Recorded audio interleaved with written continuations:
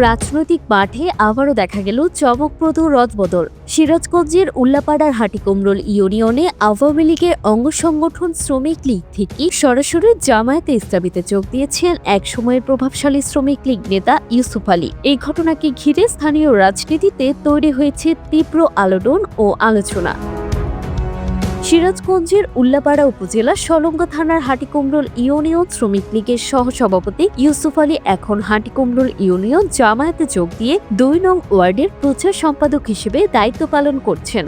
তার দল পরিবর্তনের ঘটনায় এলাকায় ব্যাপক চাঞ্চল্যের সৃষ্টি হয়েছে। তথ্য অনুসন্ধানে জানা যায়, ইউসুফ আলী প্রায় ১৫ বছর ধরে হাটিকুমরুল ইউনিয়ন শ্রমিক লীগ সহ আওয়ামী লীগের বিভিন্ন পদে দায়িত্ব পালন করছেন। তবে গত ৫ই আগস্ট সরকার পতনের পর তিনি ধীরে ধীরে জামায়াতে নেতাদের সঙ্গে ঘনিষ্ঠ হন এবং সম্প্রতি আনুষ্ঠানিকভাবে জামায়াতে যোগ দেন।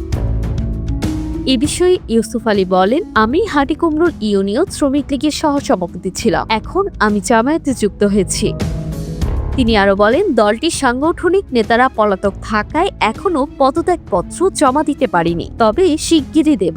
এদিকে হাটিকুমরুল ইউনিয়ন জামায়াতের আমির মাওলানা রাকিবুল ইসলাম সিরাজি বলেন, ইউসুফ আলী শ্রমিক লীগে ছিলেন কিনা তা নিশ্চিত নয়, বিষয়টি আমার সহকারী সেক্রেটারি ভালো জানেন।